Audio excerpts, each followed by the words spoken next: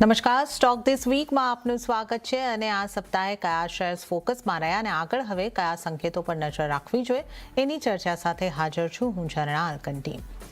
તો આ સપ્તાહે આપણે જોયું વોલેટાઇલ સેશન આપણને જોવા મળ્યા સપ્તાહ દરમિયાન અને સપ્તાહ દરમિયાનના ઉતાર ચઢાવ બાદ આ સપ્તાહમાં માર્કેટ આપણને ખાસા દબાણ સાથે બંધ થતા જોવા મળ્યા છે. તો વીકલી ધોરણે આપણે જો માર્કેટ્સના પરફોર્મન્સની વાત કરી લઈએ, ઇન્ડાઇસીસથી શરૂઆત કરીએ, સેન્સેક્સમાં 2.70%નું દબાણ આ સપ્તાહે આપણને બનતું જોવા મળ્યું છે અને 75,238 ઉપર સેન્સેક્સનું ક્લોઝિંગ થયું છે.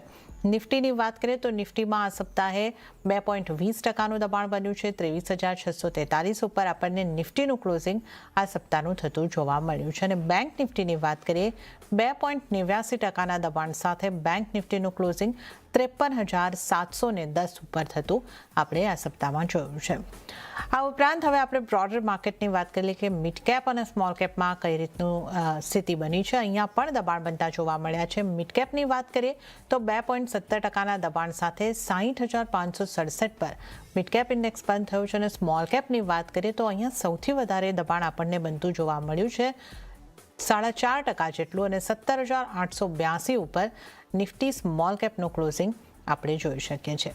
તો આપણે ઇન્ડાઇસીસની વાત કરીએ અને લગભગ 42%ના દબાણ સાથેના ક્લોઝિંગ આપણે અહીંયા આગળથી આ સપ્તાહની અંદર જોયા છે. પણ હવે આપણે સેક્ટરની વાત કરી લઈએ કે કયા સેક્ટરનું પરફોર્મન્સ આ સપ્તાહમાં કેવું રહ્યું છે. સૌથી વધારે દબાણ કરનારું સેક્ટર નિફ્ટી રિયલ્ટીનું સેક્ટર રહ્યું છે, જ્યાં 8% જેવું દબાણ રહ્યું છે. ત્યારબાદ નિફ્ટી આઈટી જ્યાં 6.5%નું દબાણ, નિફ્ટી કન્ઝ્યુમર 5.5%નું દબાણ, નિફ્ટી ઓટો 4.5%ની આસપાસનું દબાણ અને ડિફેન્સમાં 4%ની ઉપરના દબાણ બનતા આપણને જોવા મળ્યા છે. તો આ બધા એ સેક્ટર રહ્યા કે જ્યાં દબાણ બન્યું છે. પણ સપોર્ટ કરનારા સેક્ટર જ્યાં ખરીદારી થતી દેખાય આ સપ્તાહમાં એની વાત કરી લઈએ તો ફાર્મા સેક્ટર એક એવું રહ્યું કે જ્યાં સપ્તાહ દરમિયાન 2% જેટલી મજબૂતી આવતી જોવા મળી. હેલ્થકેર સેક્ટર અહીંયા પણ 2%ની મજબૂતી, તો ફાર્મા અને હેલ્થકેર અને આ સિવાય મેટલ ઇન્ડેક્સ પોઝિટિવમાં આ સપ્તાહે આપણને બંધ થતો જોવા મળ્યો છે. 1.91%ની મજબૂતી મેટલ ઇન્ડેક્સમાં. હવે આપણે આવી જઈએ સ્ટોક્સ પર. આ સપ્તાહના નિફ્ટી 50ના ટોપ લૂઝર કાઉન્ટરની સાથે આપણે શરૂઆત કરીશું. તો 7.54%ના દબાણ સાથે ટાઇટનનો સ્ટોક આ સપ્તાહનો ટોપ લૂઝર બન્યો છે. ત્યારબાદ શ્રીરામ ફાઇનાન્સ 6.93%નું દબાણ બન્યું છે.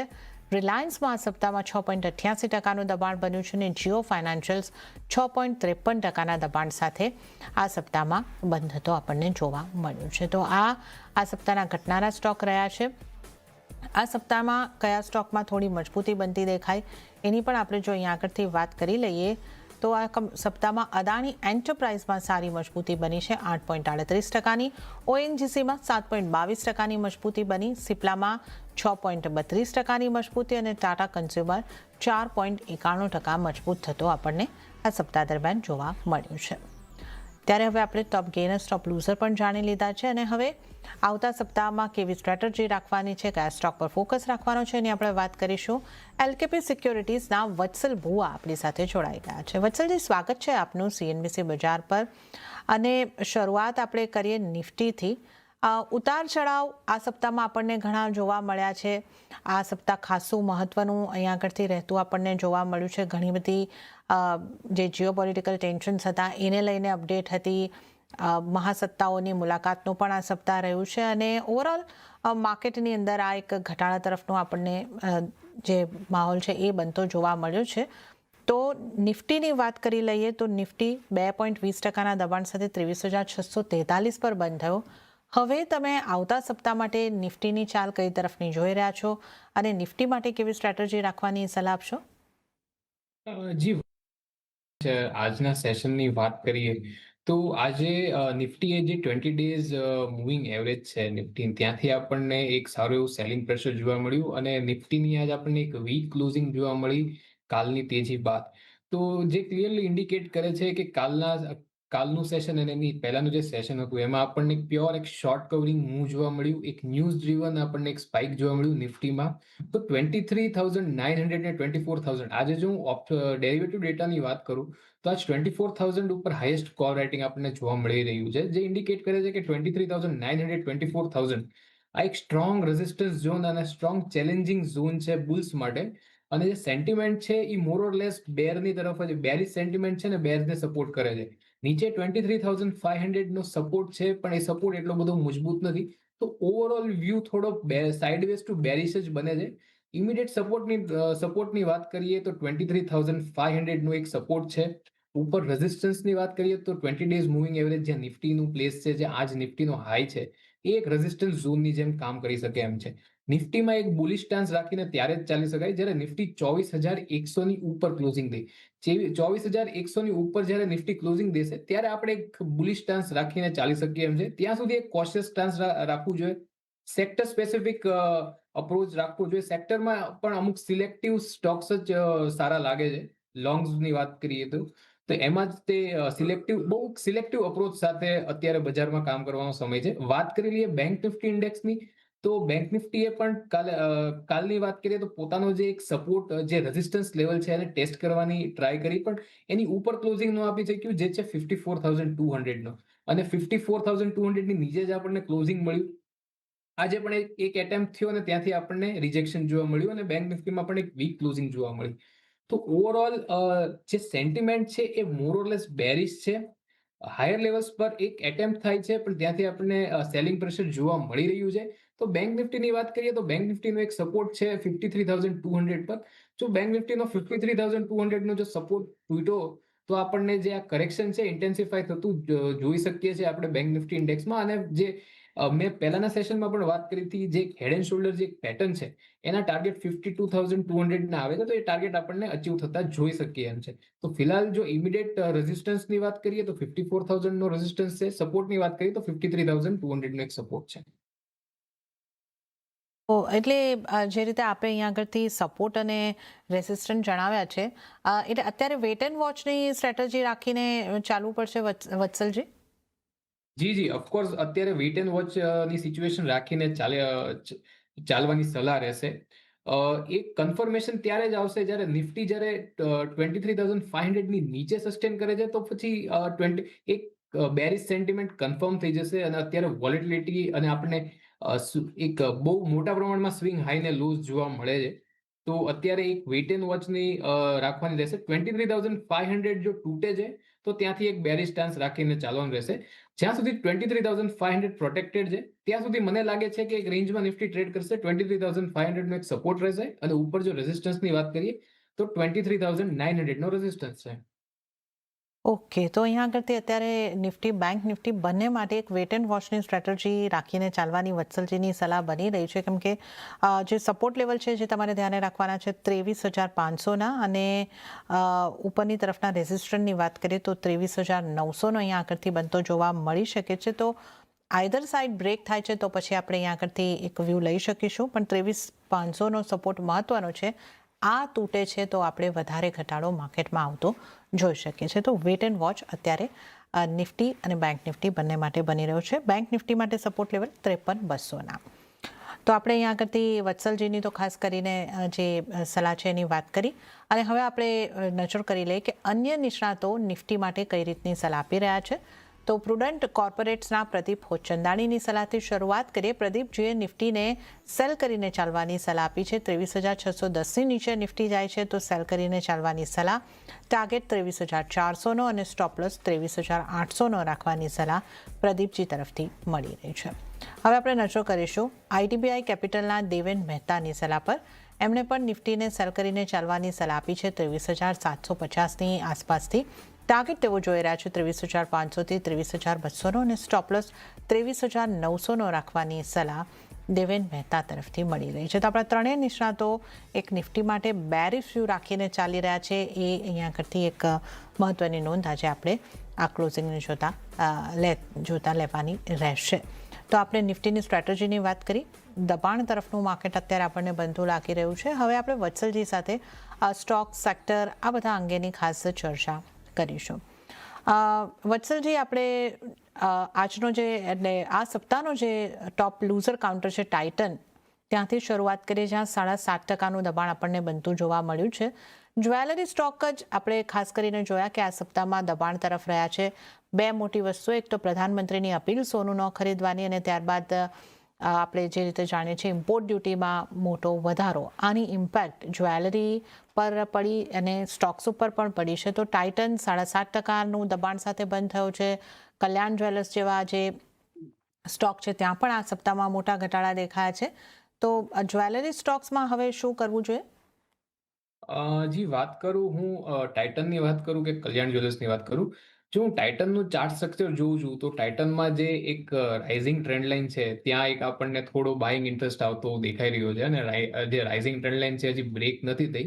તો મને લાગે છે કે ટાઇટનની વાત કરીએ તો સ્ટોકમાં એક રિકવરી આવી શકે એમ છે.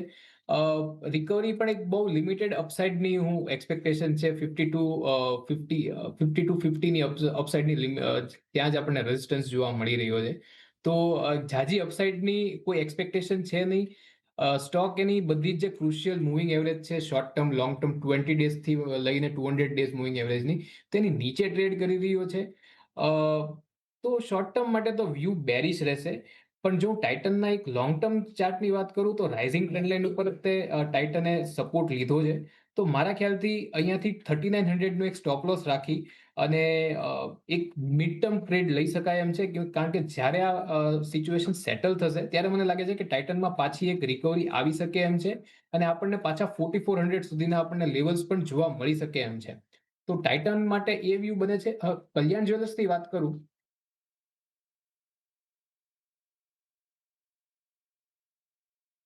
તો કલ્યાણ જ્વેલર્સની આપણે જો વાત કરીએ તો કલ્યાણ જ્વેલર્સમાં આપણને જે ચાર્ટ સ્ટ્રક્ચર છે બેરિશ દેખાય છે. ચાર્ટમાં આપણને એક હિડન બેરિશ ડાયવર્જન્સ બનતું દેખાઈ રહ્યું છે. તો કલ્યાણ જ્વેલર્સનું જે ચાર્ટ સ્ટ્રક્ચર છે વીક લાગે છે એટલે આમાં હું કોઈ પણ અત્યારે બાઇંગની કે એક્યુમ્યુલેટ કરવાની સલાહ નહીં આપું શોર્ટ ટર્મ માટે. પણ જો કોઈની પાસે કલ્યાણ જ્વેલર્સ હોય તો એ હોલ્ડ કરી શકે છે with the last stop loss of 340. જો 340 ક્લોઝિંગ બેસિસ પર તોડે છે તો મારા ખ્યાલથી કલ્યાણ જ્વેલર્સમાંથી એક્ઝિટ લઈ લેવું જોઈએ. ઓકે, તો અહીંયા આગળથી આપણે જ્વેલરી સ્ટોકમાંથી વાત કરી છે. બે ખાસ સ્ટોક ટાઇટનની વાત કરી છે. ટાઇટનમાં તમે એક મીડિયમ ટર્મનો વ્યૂ હોય તો તમે અહીંયા આગળથી ખરીદારી તરફનો વ્યૂ રાખી શકો છો. 3900 3900ના સ્ટોપ લોસ અને 4400ના ટાર્ગેટ માટે. અને કલ્યાણ જ્વેલર્સ છે એને તો અવોઇડ કરીને ચાલવાની સલાહ છે. નવી બાઇંગ માટે જો પોઝિશન છે તો 340નો સ્ટોપ લોસ તમારે ધ્યાને રાખવાનો રહેશે. આ પણ જો તૂટે છે તો એક્ઝિટ કરવાની સલાહ કલ્યાણ જ્વેલર્સની અંદર બનતી જોવા મળી રહી છે. જ્વેલરી સ્ટોકની વાત કરી ત્યારબાદ આપણે જો વાત કરી લઈએ જે ફાઇનાન્શિયલ સ્ટોક છે ત્યાં પણ મોટા ઘટાડા વત્સલજી જોવા મળ્યા. શ્રીરામ ફાઇનાન્સ અને જીઓ ફાઇનાન્શિયલ આ નિફ્ટીના ટોપ લૂઝર કાઉન્ટરમાં સાપ્તાહિક ધોરણે રહ્યા અને 6 થી 7% સાપ્તાહિક ઘટાડા સાથે આ બંને કાઉન્ટર્સમાં આપણે કારોબાર બંધ થતા જોયા છે. તો અહીંયા આપની સલાહ કઈ રીતે બનશે? સૌથી પહેલા આપણે વાત કરીએ શ્રીરામ ફાઇનાન્સની. તો શ્રીરામ ફાઇનાન્સમાં એક સારો એવો સપોર્ટ બનતો દેખાય છે 900ના લેવલ પર. 900ના લેવલ પર આપણને થોડી ડિમાન્ડ ઇમર્જ થતી દેખાઈ રહી છે સ્ટોકમાં. આજના સેશનમાં પણ આપણે જોઈએ તો સ્ટોકે એક અપટિક સાથે જ તે આપણને એક લૂઝિંગ જોવા મળી રહ્યું છે. તો એક્સપેક્ટેશન એ છે કે અપકમિંગ સેશનમાં થોડી આપણને રિકવરી જોવા મળે. જો આપણને માર્કેટનો જો સ્ટોકને સપોર્ટ મળશે તો અપકમિંગ સેશનમાં થોડી રિકવરી જોવા મળી શકે એમ છે. પણ ફિલહાલ બહુ લાંબી અપસાઇડ નથી દેખાતી. જો સ્ટોકમાં એક રિકવરી આવે તો 970 સુધી સ્ટોક જઈ શકે એમ છે જે અહીંથી 3% ઉપર છે. અને નીચે જો સપોર્ટની વાત કરીએ તો 900નો એક સારો એવો સ્ટોક માટે સપોર્ટ બની રહ્યો છે અત્યારે. વાત કરીએ જીઓ ફાઇનાન્સની.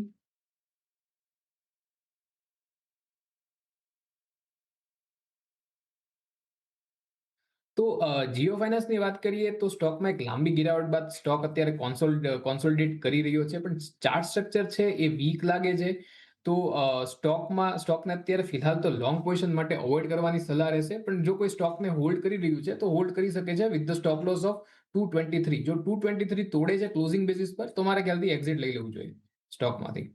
ઓકે, તો આપણે અહીંયા આગળથી ખાસ ફાઇનાન્શિયલ્સને લગતા સ્ટોકની વાત કરી જ્યાં આપણે ખાસ શ્રીરામ ફાઇનાન્સ અને જીઓ ફાઇનાન્શિયલ્સ ઉપર એક અહીંયા આગળથી વ્યૂ લીધો છે.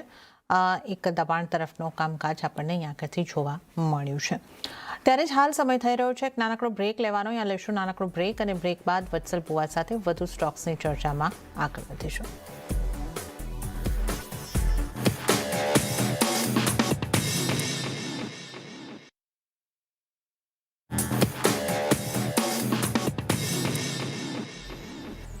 બ્રેક બાદ સ્ટોક દીસ વીકમાં આપનું ફરી એક વખત સ્વાગત છે અને આજે વત્સલ ભુવા આપણી સાથે જોડાયેલા છે. વત્સલજી, બ્રેક બાદ આપનું પણ ફરી એક વખત સ્વાગત. અને હવે આવતા સપ્તાહ માટે આપના ટ્રેડિંગ કોલ્સ કયા રહેશે? જે રીતની માર્કેટમાં આપણે સારું એવું દબાણ બનતા જોઈ રહ્યા છે, તો આ સ્થિતિમાં કોઈ સ્ટોક બાય કરવાની ઓપોર્ચ્યુનિટી છે કે સેલ તરફની સલાહ રહેશે? કયા સ્ટોક પર આપના ટ્રેડિંગ કોલ રહેશે? મને બે સ્ટોક સારા લાગે છે. સૌથી પહેલો જે મને સેક્ટર સારું લાગે છે એ છે ફાર્મા સેક્ટર. તો ફાર્મા સેક્ટરમાંથી જ એક સ્ટોક રહેશે ઝાયડસ લાઈફ. તો ઝાયડસ લાઈફના જો ચાર્ટ સ્ટ્રક્ચરની વાત કરીએ તો આપણને બ્રેકઆઉટ પછી એક સારું એવું ફોલોઅપ હું જોવા મળી રહ્યું છે. સ્ટોક પોતાની crucial 20 days 50 days short term as well as 200 days moving એવરેજને રિક્લેમ કરીને એક વોલ્યુમમાં પણ કન્સિસ્ટન્સી દેખાઈ રહી છે અને આ બધી કી શોર્ટ ટર્મ ને લોંગ ટર્મ મૂવિંગ એવરેજની ઉપર ટ્રેડ કરી રહ્યો છે. તો એક બુલિશ સેન્ટિમેન્ટ સેક્ટરમાં પણ છે અને સ્ટોકમાં પણ સેમ ડેપિક થઈ રહ્યું છે. તો સ્ટોકને 1000 થી 1010 ની વચ્ચે બાય કરી શકાય એમ છે. 970 નો એક સ્ટોપ લોસ રાખવાનો રહેશે. ઉપર જે હું ટાર્ગેટ એક્સપેક્ટ કરું છું એ છે 1070 નો ટાર્ગેટ, જે રેઝિસ્ટન્સ છે એને ટેસ્ટ કરીએ કેમ છે. બીજો એક સ્ટોક છે ભારતી એરટેલ. તો ભારતી એરટેલના ચાર્ટ સ્ટ્રક્ચરની વાત કરીએ તો આપણને સ્ટોક ક્યાંક સ્વિંગ હાઈની ઉપર ક્લોઝિંગ, એક કોન્ફિડન્ટ ક્લોઝિંગ આપણને જોવા મળી રહ્યું છે. સ્ટોકે 20 ડેઝ 50 ડેઝ મૂવિંગ એવરેજની ઉપર એક સ્ટ્રોંગ ક્લોઝિંગ આપ્યું છે, એઝ વેલ એઝ એક double bottom kind of pattern ચાર્ટમાં બની રહી છે. તો એક્સપેક્ટેશન છે કે જે ફર્ધર રિકવરી છે એ કન્ટિન્યુ રહી શકે છે અને પોતાના 200 ડેઝનો જે મીન છે, જે કરન્ટલી પ્લેસ છે 1960 નું લેવલ, તેને ટેસ્ટ કરીએ કેમ છે. તો આ એક શોર્ટ ટર્મ કોલ રહેશે. સ્ટોકને કરંટ લેવલ પર બાય કરી શકાય એમ છે. એક 2% નો સ્ટોપ લોસ રાખવાનો રહેશે. તમારો સ્ટોપ લોસ રહેશે 1860 નો એક સ્ટોપ લોસ રહેશે અને ઉપર જે ટાર્ગેટ એક્સપેક્ટેડ છે એ 1970 ના ટાર્ગેટ એક્સપેક્ટ કરીને ચાલી શકીએ એમ છે.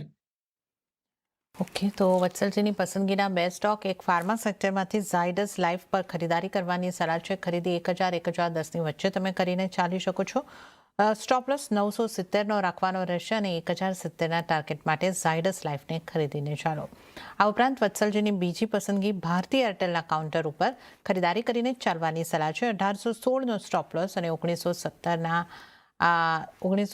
ટાર્ગેટ માટે અહીં આગળથી ખરીદી કરીને ચાલવાની સલાહ ભારતી એરટેલ ઉપર બની રહી છે.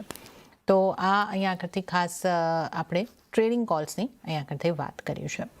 વધારે સ્ટોક્સની આપણે ચર્ચા કરી લઈએ. વત્સલજી, મજબૂતી તરફ એક મેટલ સેક્ટર પણ રહેતું દેખાયું હતું ને વેદાંતાનો કાઉન્ટરમાં સપ્તાહમાં એક સારી મજબૂતી બની. 11% ઉપરની 11.5% આસપાસની લગભગ સાપ્તાહિક મજબૂતી આપણને જોવા મળી છે. તો વેદાંતા આપને કેવો લાગે છે? આ ઉપરાંત મેટલમાંથી અન્ય કોઈ પસંદગી છે આપને? જે મેટલ સેક્ટરની વાત કરીએ તો મેટલ સેક્ટરમાં આજના સેશનમાં આપણને પ્રોફિટ બુકિંગ જોવા મળી છે. બાકી એક કન્સિસ્ટન્સી દેખાઈ રહી છે, આપણને એક સસ્ટેન બાઇંગ દેખાઈ રહ્યું છે મેટલ સેક્ટરમાં. વાત કરીએ વેદાંતાની તો વેદાંતામાં પણ આજે એક પ્રોફિટ બુકિંગ જોવા મળી રહ્યું છે. હાલાકી એક ફેવરેબલ રિસ્ક ટુ રિવોર્ડ સાથે વેદાંતામાં એક લોંગ પોઝિશન લઈ શકાય એમ છે. પણ તમારે અહીંયા એક ઘટાડે લેવું પડશે. જ્યારે વેદાંતા પોતાની 100 ડેઝ મૂવિંગ એવરેજને ટેસ્ટ કરવા આવે છે, જે 50 EMA ને ટેસ્ટ SMA ને ટેસ્ટ કરવા આવે છે આર્લી ચાર્ટ ઉપર, જે પ્લેસ છે 314 ના લેવલ પર. તો અહીંયા એક બાઇંગ ઓપોર્ચ્યુનિટી બને છે. 298 નો એક સ્ટોપ લોસ રાખવાનો રહેશે અને ઉપર જે ટાર્ગેટ એક્સપેક્ટ કરું છું એ 340 ના આપણે ટાર્ગેટ એક્સપેક્ટ કરીને ચાલી શકીએ એમ છે. તો કરંટ લેવલથી બાઇંગ કરવાની સલાહ નથી રહેતી, પણ જ્યારે તમને ઘટાડો મળે છે 314 તરફનો, ત્યારે આ 314 નું એક સારું એવું લેવલ બની શકે એમ છે. 298 નો એક સ્ટોપ લોસ રાખવાનો રહેશે. ઉપર રિકવરી એક્સપેક્ટેડ છે ટુવર્ડ્સ ધ લેવલ ઓફ 340. અને વાત કરીએ તો મને મેટલમાં સ્ટીલ સેક્ટર એક એવું છે જે મને અત્યારે ગમે છે. મેટલમાં પણ સ્ટીલ સેગમેન્ટ એવું છે જે મને અત્યારે ગમે છે. તો સ્ટીલમાં એક સ્ટોક છે NMDC સ્ટીલ. તો NMDC સ્ટીલની વાત કરીએ તો ડેઇલી, મંથલી અને વીકલી ત્રણેયમાં આપણને એક સારું પોઝિટિવ ચાર્ટ સ્ટ્રક્ચર જોવા મળી રહ્યું છે. તો NMDC સ્ટીલને તમે બાય કરી શકો એમ છો કરંટ લેવલ્સથી. 41 નો સ્ટોપ લોસ રહેશે. ઉપર જે ટાર્ગેટ હું એક્સપેક્ટ કરું છું એ તમે 48 ના ટાર્ગેટ એક્સપેક્ટ કરીને ચાલી શકો એમ છો. ઓકે, તો આપણે મેટલ સ્ટોકની વાત કરી. ઘટાડે ખરીદીની સલાહ વેદાંતા પર બની રહી છે. 314ની આસપાસથી ખરીદી કરો. 290 નો સ્ટોપ લોસ અને 340ના ટાર્ગેટ અહીં આગળથી બની શકે છે. અને NMDC સ્ટીલ પર ખરીદી કરીને ચાલવાની સલાહ બની રહી છે. 41નો સ્ટોપ લોસ અને 48ના ટાર્ગેટ માટે NMDC સ્ટીલમાં ખરીદી કરીને ચાલી શકો છો. આ ઉપરાંત આપણે અન્ય સ્ટોક્સની અહીં આગળથી વાત કરી લઈએ. રિયલ એસ્ટેટમાં ખાસું દબાણ બન્યું અને એમાં પ્રેસ્ટીજ એસ્ટેટ લગભગ આ કાઉન્ટર છે જેમાં સૌથી વધારે સાપ્તાહિક ઘટાડો જોવા મળ્યો છે 10.25% આસપાસનો. રિયલ એસ્ટેટમાંથી કયા કાઉન્ટર પર કઈ રીતની આપની સલાહ બનશે વત્સલજી? જી રિયલ એસ્ટેટ તો પૂરું કાઉન્ટર જ તે મને બેરિશ લાગે છે. સેન્ટિમેન્ટ નેગેટિવ છે રિયલ એસ્ટેટ માટે. એક હાઈ બીટા કાઉન્ટર છે. કાલના સેશનમાં આપણને એક અપસર્જ જોવા મળી રહ્યું હતું, કારણ કે બધા જ લોઅર લેવલથી થોડું બાઇંગ જોવા મળ્યું હતું અને થોડા સ્ટોકમાં આપણને એક અપસર્જ જોવા મળી રહ્યું હતું. પાછું આપણને આજે જ્યારે માર્કેટમાં સેલિંગ પ્રેશર આવ્યું તો આ સેક્ટરે પાછું અંડર પરફોર્મ કર્યું આજના દિવસમાં. તો રિયલ એસ્ટેટ સેક્ટર માટે ફોર વેરી શોર્ટ ટર્મ, જ્યાં સુધી એક કોન્સોલિડેશન ફેઝમાં નથી આવતું અને આ એક સેન્ટિમેન્ટ સેટલ નથી થતું, ત્યાં સુધી મારા ખ્યાલથી રિયલ એસ્ટેટ જે એઝ અ સેક્ટર અવોઇડ કરવું જોઈએ છે લોંગ પોઝિશન લેવા માટે. રિયલ એસ્ટેટને લોંગ પોઝિશન માટે અત્યારે અવોઇડ કરીને ચાલવાની સલાહ બની રહી છે. ડિફેન્સમાં પણ આપણને દબાણ જોવા મળી રહ્યું છે. કોચિન શિપયાર્ડમાં પણ લગભગ 10% દબાણ આ સપ્તાહમાં બન્યું. ડિફેન્સમાંથી આપની કોઈ સલાહ બનશે? જી મારા ખ્યાલથી ડિફેન્સનો જે હિસાબથી ચાર્ટ બની રહ્યો છે, તો એક બ્રેકઆઉટ છે ફેલ થતું આપણને જોવા મળી રહ્યું છે. આ તો જો હું નિફ્ટી ડિફેન્સ ઇન્ડેક્સની વાત કરું તો આજે 20 ડેઝ મૂવિંગ એવરેજની નીચે ક્લોઝિંગ આપેલું છે. તો જે વ્યૂ પોઈન્ટ છે ડિફેન્સ માટે એ બેરિશ બની રહ્યો છે. તો એક HAL છે, HAL એક સ્ટોક છે જેને તમે સેલ કરીને ચાલી શકો છો. તો HALમાં સેલની સલાહ રહેશે, but below the level of 4350. આ એક કન્ડિશનલ સેલ કોલ રહેશે. જો તમને HAL તોડે છે 4350 ના લેવલ્સ, તો તમે 4100 માટે HAL ને સેલ કરી શકો એમ છો. ઉપર તમારા જે સ્ટોપ લોસ રહેશે એ 4480 ના એક સ્ટોપ લોસ રહેશે. તો વ્યૂ પોઈન્ટ બેરિશ બની રહ્યો છે. સેલની ઓપોર્ચ્યુનિટી સેક્ટરમાં અને સ્ટોક્સમાં ગોતીને ચાલવી જોઈએ. ઓકે, તો ડિફેન્સ સેક્ટર ઉપર એક બેરિશ વ્યૂ બની રહ્યો છે અને સ્ટોકમાં આપણે HALની વાત કરી છે, ત્યાં પણ સેલ કરીને ચાલવાની સલાહ. 4100ના ટાર્ગેટ માટે 4480નો સ્ટોપ લોસ રાખીને HAL હિન્દુસ્તાન એરોનોટિક્સમાં સેલ કરીને ચાલો આ સલાહ બની રહી છે. આ ઉપરાંત એક પાવર સેક્ટરને પણ થોડું સ્પર્શી લઈએ. ટોરેન્ટ પાવરમાં ખાસું દબાણ બન્યું અને સ્ટોકમાં પણ આપણે એક રિએક્શન આ સપ્તાહમાં જોવા મળ્યા છે નેગેટિવ સાઇડના. તો પાવર સેક્ટરને માંથી કોઈ સ્ટોકને આપ કઈ રીતે જોઈ રહ્યા છો? ટોરેન્ટ પાવર કે અન્ય કોઈ સ્ટોક? ક્યાં આપની કોઈ ખાસ સલાહ બનશે? જી નિફ્ટી, હું જો પાવર સેક્ટરની વાત કરું તો પાછલા સેશન્સમાં આપણને એક સારી એવી તેજી જોવા મળી હતી અને પછી હવે આપણને સ્ટોકમાં એક પ્રોફિટ બુકિંગ અને એક કોન્સોલિડેશન ફેઝ જોવા મળી રહ્યો છે. તો પાવર સેક્ટરમાં મને જો એક કોઈ સ્ટોક સારો લાગી રહ્યો છે તો એ છે ટાટા પાવર. તો ટાટા પાવરના સ્ટોકની વાત કરીએ તો રિઝલ્ટ બાદ સ્ટોકમાં એક ન્યૂઝ ડ્રીવન એક બ્રેકડાઉન જોવા મળ્યું હતું, પણ સ્ટોકમાં 200 ડેઝ મૂવિંગ એવરેજથી આપણને સારું એવું બાઇંગ જોવા મળ્યું છે, વોલ્યુમ સાથે બાઇંગ જોવા મળ્યું છે. તો સ્ટોકમાં અને એનું બ્રેકઆઉટ લેવલ પણ હતું, તો સ્ટોકને બાય કરીને ચાલી શકાય એમ છે. 389નો એક સ્ટોપ લોસ રહેશે. ઉપર રિકવરી એક્સપેક્ટેડ છે ટુવર્ડ્સ ધ લેવલ ઓફ 435. તો ટાટા પાવર એક એવો સ્ટોક છે જે મને સારો લાગે છે. અને ઓવરવ્યૂ જો મિડ ટર્મ માટે જોઈએ તો પાવર સેક્ટર માટે વ્યૂ પોઈન્ટ બુલિશ બની રહ્યો છે. તો બાય ઓન ડિપ્સ કરવું જોઈએ, પણ ટાટા પાવર સેક્ટરમાંથી મારો એક પસંદીદા સ્ટોક રહેશે. ઓકે, તો પાવરમાં બાય ઓન ડિપ્સની સ્ટ્રેટેજી અને પસંદગીના સ્ટોકની વાત કરીએ તો ટાટા પાવર અહીંયા ખરીદી કરીને ચાલવાની સલાહ. 435ના ટાર્ગેટ માટે સ્ટોપ લોસ 389નો ધ્યાને રાખવાનો રહેશે. અને ત્યાં જ વત્સલજી, સમય થઈ રહ્યો છે આપની પાસેથી રજા લેવાનો, તો આપના કોઈ ડિસ્ક્લેમર? જી આપણે જેટલા સ્ટોકમાં આપણે ચર્ચા કરી એમાં મારી કોઈ અંગત પોઝિશન નથી, પણ ક્લાયન્ટની કે કંપનીની પોઝિશન હોઈ શકે. જી વત્સલજી, અને આપનો આભાર અમારી સાથે જોડાવા બદલ અને તમામ સ્ટોક્સ અંગે ચર્ચા કરવા બદલ. તો આ સાથે જ સ્ટોક ધીસ વીકમાં હાલ પૂરતું આટલું જ. હાલ મને પણ આપશો રજા, પણ વધુ અપડેટ અને સમાચારો માટે આપ જોતા રહો CNBC બજાર. નમસ્કાર.